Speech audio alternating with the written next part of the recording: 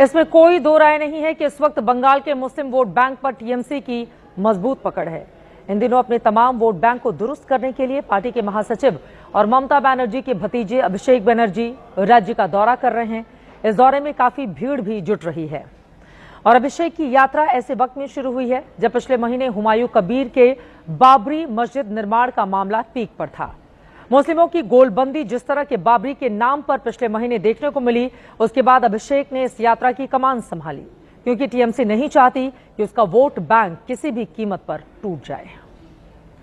एक तरफ टीएमसी मुस्लिम वोटों की गोलबंदी में जुट गई है, तो बीजेपी उसी मुस्लिम के बहाने नया समीकरण अपने पक्ष में बनाने की कोशिश कर रही है।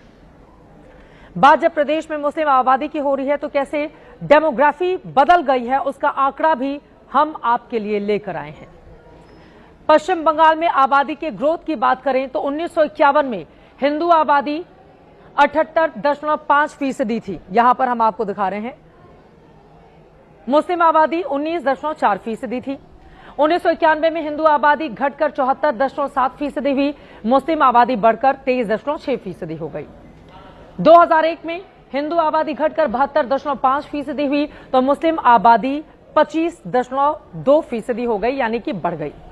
2011 की जनगणना बताती है कि हिंदू आबादी 70.5%, मुस्लिम आबादी 27% वहां पर हो चुकी है।